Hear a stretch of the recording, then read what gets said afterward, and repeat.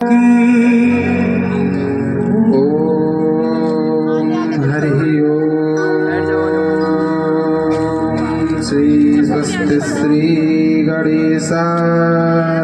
नमः।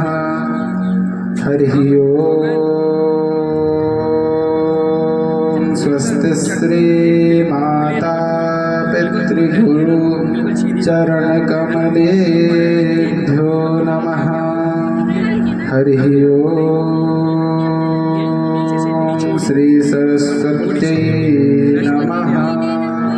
हरि ओम। स्वस्ति श्री राधा कृष्णाभ्यां नमः। नमः परमहंसास्वादित चरणकमलचिन्मकरन्दाय भक्तजनमानस निवासाय श्रीरामचन्द्राय ध्येयं सदा परिभवग्नमभीष्टदोहं तीर्थास्पदं शिवविरिञ्चिनुतं शरण्यं प्रत्यार्तिहं प्रणतपालभवादिपूतं वन्दे महापुरुषते चरणारविन्दम्।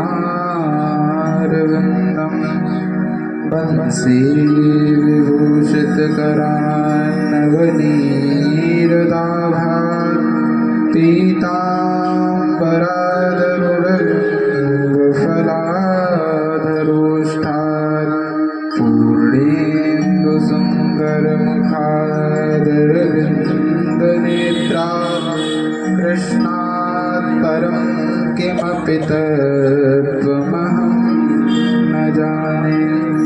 सच्चिदानन्दरूपाय विश्वोत्पत्त्यादिहेतवे तापत्रयविनाशाय श्रीकृष्णाय वयं नमः। कृष्णाय वासुदेवाय हरये परमात्मने प्रणतः क्लेशनाशाय गोविन्दाय नमो नमः। कृष्णाय वासुदेवाय देवकीनन्दनाय च नन्दगोपकुमाराय गोविन्दाय नमो नमः। राधा मेरी स्वामिनी मैं राधे को दास, जन्म जन्म मोहि दीजियो निज चरणन को वास। वृंदावन शोभन नहीं नंद गाव सो गाव, बंसी वट सो वट नहीं श्री कृष्ण नाम सो नाम। गुरुर्ब्रह्मा गुरुर्विष्णु गुरुर्देवो महेश्वर, गुरुर्साक्षात् परं ब्रह्म तस्मै श्री गुरुवे नमः। अखण्डानन्दबोधाय शिष्यसन्तापहारिणे सच्चिदानन्दरूपाय तस्मै श्री गुरुवे नमः। जय राधे राधे गोविंद गोविंद राधे, जय राधे राधे गोविंद राधे राधे राधे गोविंद गोविंद राधे राधे राधे गोविंद।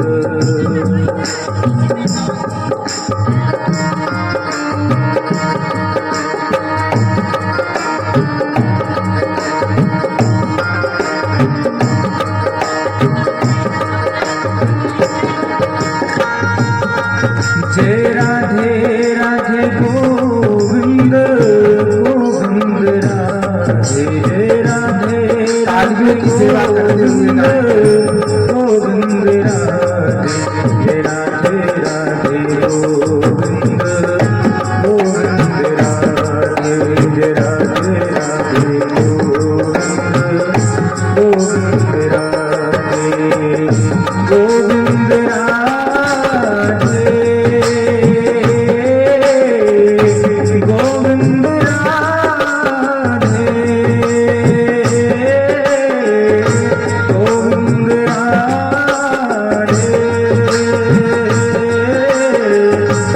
गोविंद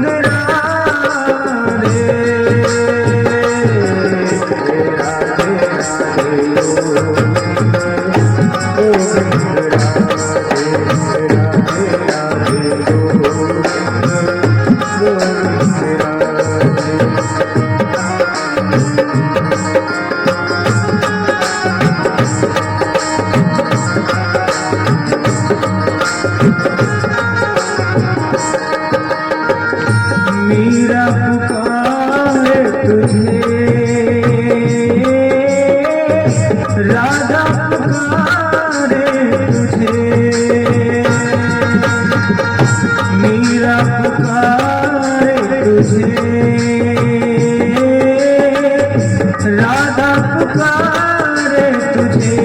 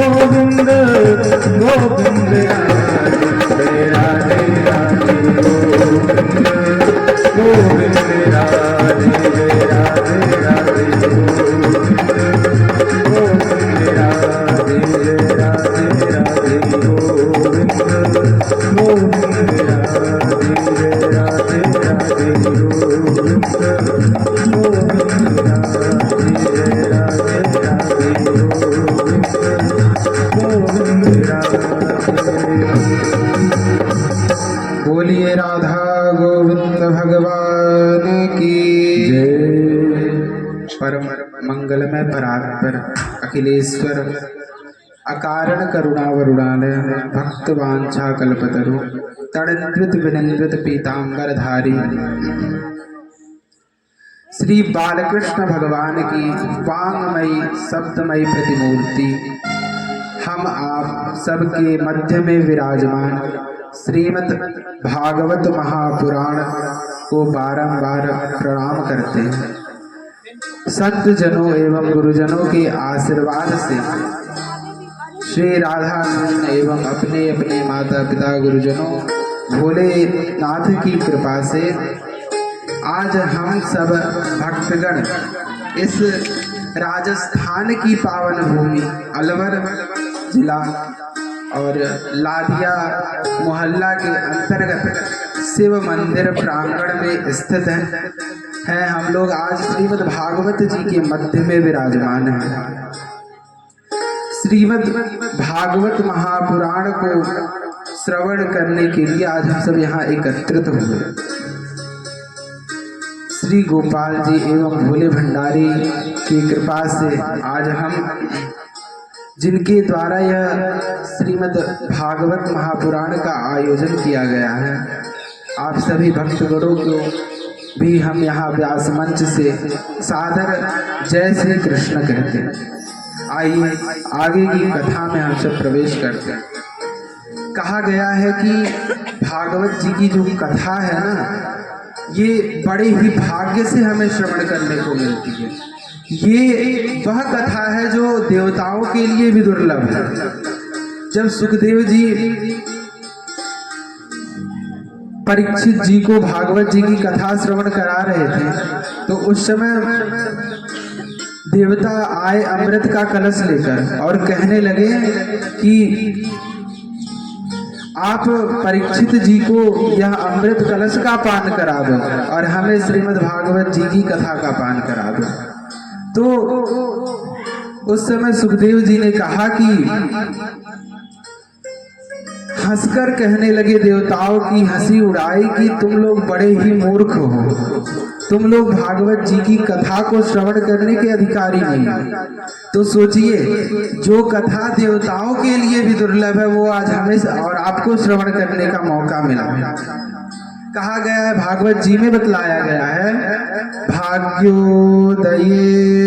बहुजन्म समर्जितेन सत्संगमं च लभते पुरुषो यदा वै अज्ञान हेतु कृत मोहमदान्धकार नासं विधाय हि तदोदयते विवेकः।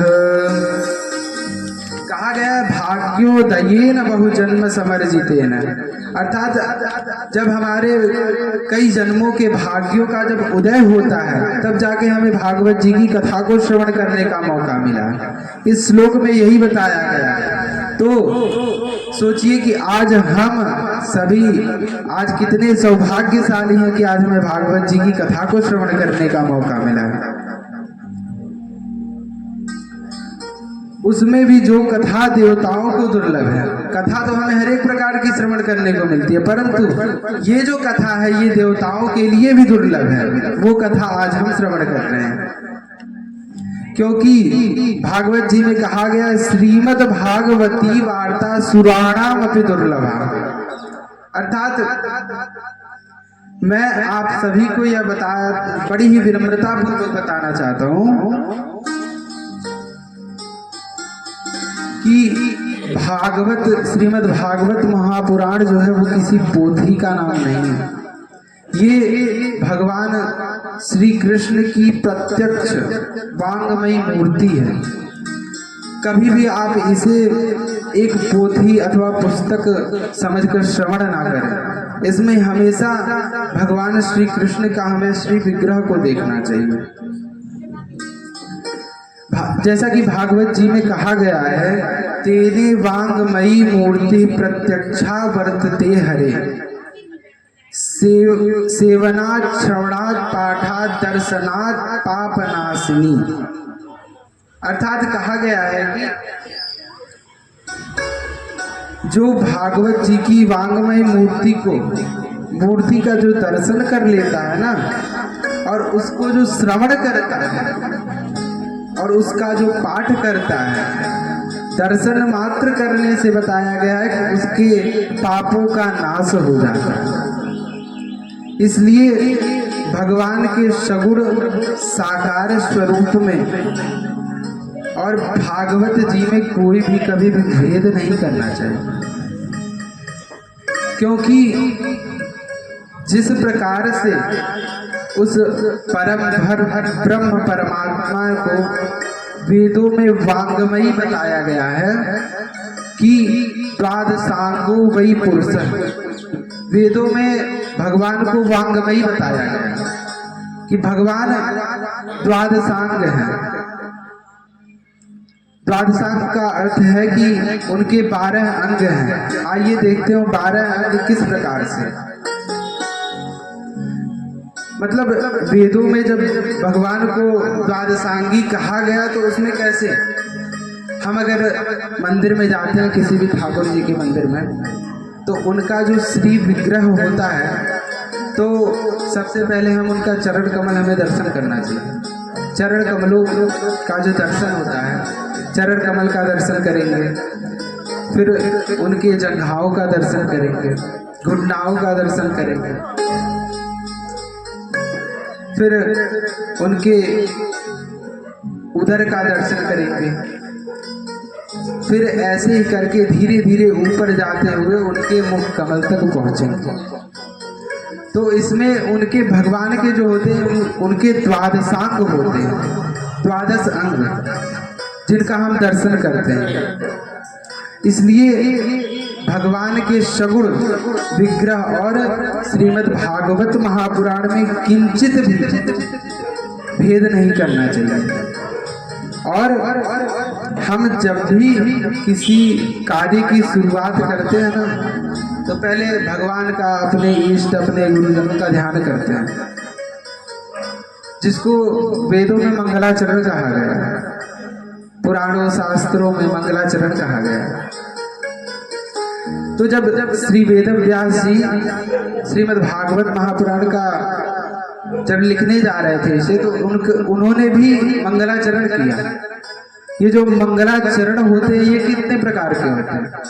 मंगलाचरण 3 प्रकार के बताए गए हैं। पहला तो होता है नमस्कारात्मक मंगलाचरण, जिसमें नमस्कार करके बताया जाता है, भगवान का, अपने इष्ट गुरुजनों का ध्यान किया जाता है। और जो दूसरा होता है वो वस्तु निर्देशात्मक मंगलाचरण होता है। जैसे किसी चीज का हम निर्देश कर रहे हो, किसी वस्तु का हमें ध्यान दिलाना हो कि ये इस चीज के लिए बनाई जा रही है, इस चीज का वो मंगलाचरण होता है। और जो तीसरा मंगलाचरण होता है वो आशीर्वादात्मक मंगलाचरण, उसमें आशीर्वाद प्रदान किया जाता है। तो श्री वेदव्यास जी महाराज जब भागवत जी की रचना कर रहे थे, तो उन्होंने भागवत जी का मंगलाचरण किया। वास्तव में मंगलाचरण क्यों किया, इसका अर्थ बड़ा ही सुंदर है। आइए सर्वप्रथम इस बात पर प्रकाश डालते हैं कि श्री वेदव्यास जी महाराज ने मंगलाचरण क्यों किया। तो हम जब भी किसी कार्य को करने जाते हैं, उस कार्य के शुभारंभ से लेकर समापन तक कोई व्यवधान न आए और हमारा कार्य जो है वो निर्विघ्नता पूर्वक पूरा हो सके। इसलिए सभी प्रकार के शुभारंभ में भगवान का मंगलाचरण करते हैं। अभी यहाँ सुबह में कलश यात्रा निकली, तो उसमें गौरी गणेश जी का पूजन किया गया। तो गौरी गणेश जी का जो पूजन किया गया वो एक मंगलाचरण के ही बराबर है। कि कहा गया है कि जो गणेश जी हैं वो विघ्न को हरते हैं। तो इसलिए हमारे जो कि ये भागवत जी की कथा चल रही है, इसमें कोई व्यवधान न आए, ये निर्विघ्नता पूर्वक पूरा हो सके, इसलिए किया गया।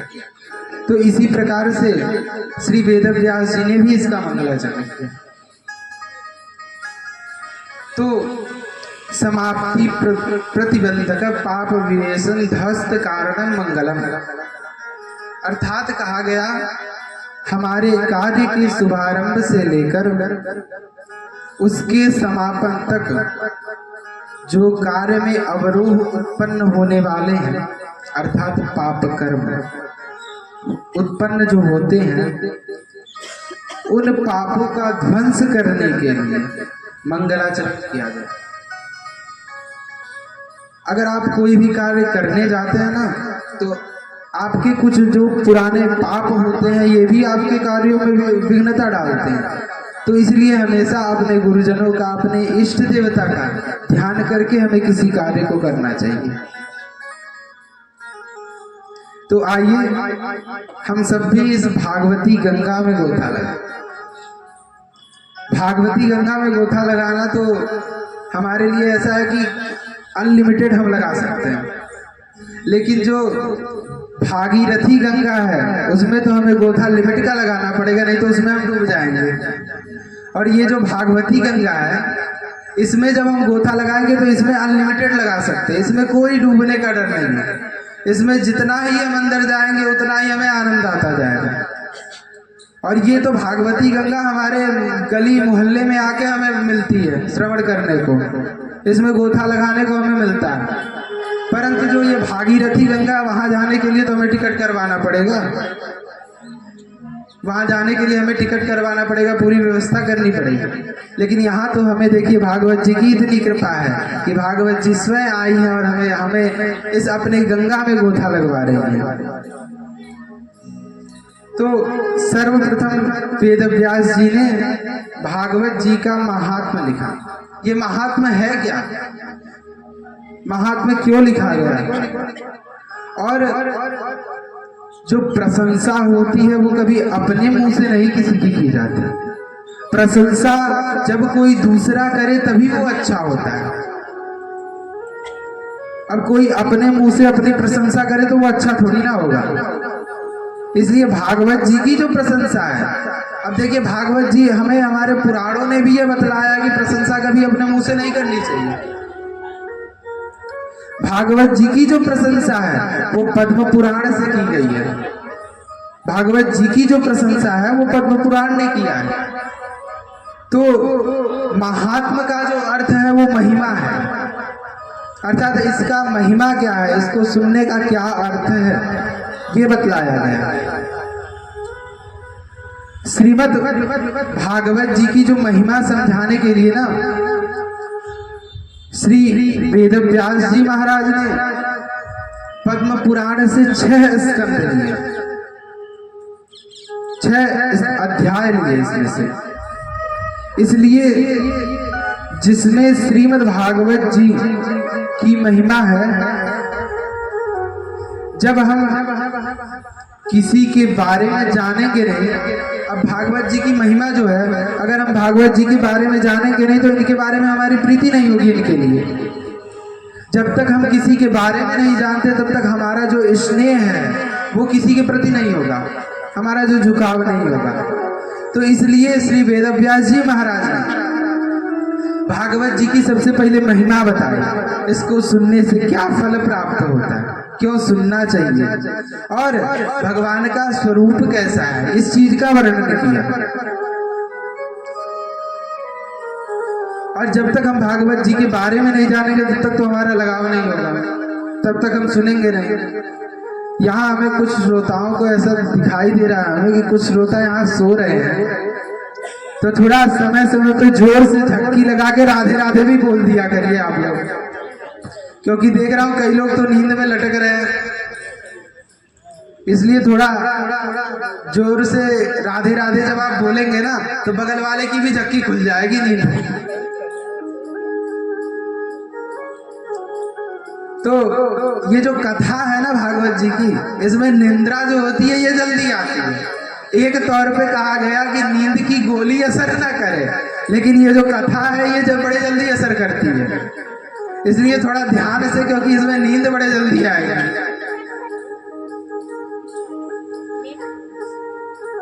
अगर कहा जाए भागवत जी की महिमा का जो अर्थ है, इस प्रकार से कहा जाए, समझिए कोई अगर हमारे बीच में बहुत ही सम्माननीय व्यक्ति आके बैठ गया, हम उसके बारे में नहीं जानते तो हम उसको वो सम्मान नहीं देते। मान लीजिए हमारे कोई भी डॉक्टर साहब हुए, नामी डॉक्टर साहब हो गए, वो आके हमारे बीच में बैठ गए और हम उनके बारे में नहीं जानते तो हम उनको वो सम्मान नहीं दे पाएंगे। कभी वो सम्मान हम भला कैसे देंगे जब उनके बारे में नहीं जानेंगे। तो इसीलिए इसी चीज को समझाने के लिए महात्मा दिया गया। जो महात्मा होता है इसमें यही चीज बताया गया कि जब तक हम भागवत जी के बारे में नहीं जानेंगे तब तक हम कैसे इसके प्रति लगाव होगा। इसलिए भागवत जी का सबसे पहले महात्मा समझना जरूरी है। तो श्रीमद् भागवत महापुराण जो है इसमें 12 स्कंध है। ये चीज हमें हमेशा याद होना चाहिए कि हमारे पुराण कितने हैं, हमारे वेद कितने हैं, ये चीज याद होना चाहिए। और श्रीमद् भागवत जी तो ऐसी है कि श्रीमद् भागवत जी का स्कंद पुराण कम से कम अपने बच्चों को एक एक श्लोक तो रटा दीजिए भागवत जी का, कि वो पहला श्लोक तो जाने। ये जानना बड़ा जरूरी है। हमारे हिंदू धर्म में आजकल पुराणों की चर्चा ही खत्म करते जा रहे हैं। अब कहा जाए कि अगर माता पिता जब वेदों पुराणों को पढ़ेंगे, रामायण पढ़ेंगे, गीता पढ़ेंगे, तो जब बच्चे देखेंगे, जो चीज बच्चे देखेंगे वही बच्चे करेंगे। आप कुछ दिन वेद पुराण रामचरितमानस जी को पन्ने पलटिए, देखिएगा 2-4 साल में आपके बच्चे भी पलटने लगेंगे उस चीज को। वो भी सोचेंगे कि पिताजी माताजी यह चीज पढ़ रहे थे तो इसमें है क्या, इस चीज के बारे में वो सोचेंगे तभी से पढ़ेंगे। तो इसलिए कम से कम नहीं कुछ तो जो रामचरितमानस है इसका कम से कम नहीं कुछ तो 5-5 जो चौपाई दी गई है इसका तो नित्य अपने घर में पाठ किया करें। क्योंकि अगर अपने बच्चों के अंदर संस्कार डालने हैं ना तो ये जरूरी है अपने लिए। संस्कार कभी इंग्लिश मीडियम की पढ़ाई से नहीं आएगा। तो इसलिए हमेशा थोड़ा नहीं कुछ तो 5 चौपाई ही अपने घर में रोज सुबह चाहे शाम जब भी आपको समय मिले रामायण जी की रामचरितमानस जी की 5 चौपाई का पाठ किया करिए आप। क्योंकि जब आपको आपके बच्चे देखेंगे करते तभी वो करेंगे आगे, नहीं तो ऐसे पुस्तक ला के रखने में कोई वो भलाई नहीं है इस चीज का। पुस्तक तो हमारे घर में तमाम रखे हैं, जब उसका हम पाठ करेंगे उसको उपयोग में लेंगे तभी तो वो हमारे काम आएगा। रखने से उसका कोई लाभ है। इसलिए इतना तो हमें हमेशा जानकारी में रखना चाहिए कि भागवत जी में कितने श्लोक हैं, कितने अध्याय हैं और कितने स्कंद हैं। इसलिए पहले बता रहा हूं कि श्रीमद् भागवत महापुराण में 12 स्कंद हैं और 335 अध्याय और 18,000 श्लोक है। तो जब तक हम भागवत जी के बारे में नहीं जानेंगे तब तक हमारा लगाव नहीं होगा, और जब तक लगाव नहीं होगा तब तक हम भागवत जी की कथा को श्रवण करने में इंटरेस्ट नहीं रखेंगे। इसलिए श्री वेदव्यास जी महाराज ने पद्म पुराण से 6 अध्याय लिए और इन 6 अध्यायों में बतलाया गया कि भागवत जी को क्यों सुने, क्यों सुनना चाहिए और क्यों करवाना चाहिए। क्योंकि आजकल ये कलयुग के जो प्राणी है ना, इनमें एक भ्रम और है कि जब तक अगर कोई भी कार्य करना चाहेंगे ना तो उस कार्य को करने से पहले फल की इच्छा रखेंगे कि पहले फल मिल जाए बाद में कार्य होता रहेगा। इसलिए इसी क्यों का जो है वो वेदव्यास जी ने 6 अध्यायों में बताया कि भागवत जी को क्यों श्रवण करना चाहिए, क्यों करवाना चाहिए। पहले के व्यक्ति जो यह जानना चाहते हैं कि इस कार्य को करने का फल क्या है, उसके पश्चात वह उस कार्य को करेंगे। क्योंकि जब पहले फल की आशा रख रहे हैं वो चीज, तो जब फल जानेंगे तभी तो कार्य करेंगे। इसीलिए श्री वेदव्यास जी महाराज ने सबसे पहले फल ही बता दिया कि इसको सुनने का करवाने का फल क्या है।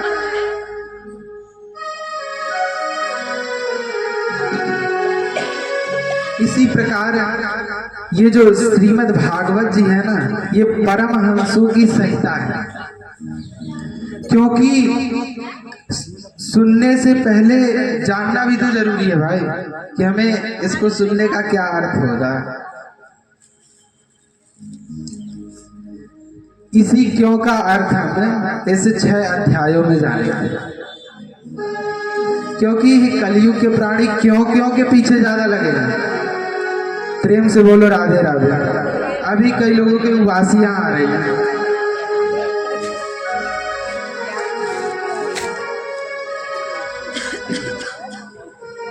तो गोस्वामी तुलसीदास जी रामचरितमानस में कहते हैं ना, जाने बिनु ना होय परतीति बिनु परतीति होय नहीं प्रीति।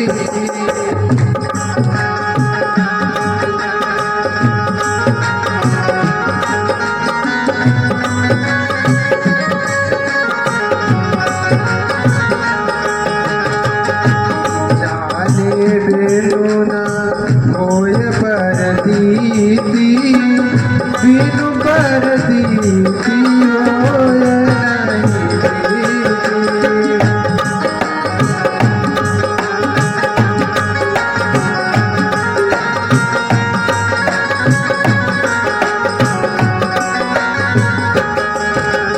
प्रीति बिना भक्ति दृढ़ाय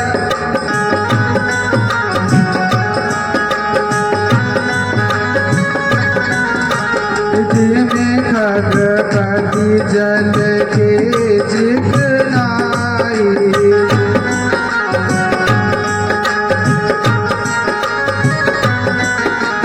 प्रीति बिना न भक्ति दृढ़ाई।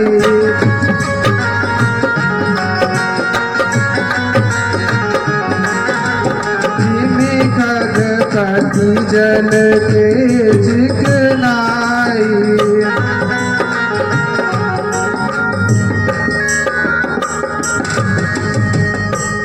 अर्थात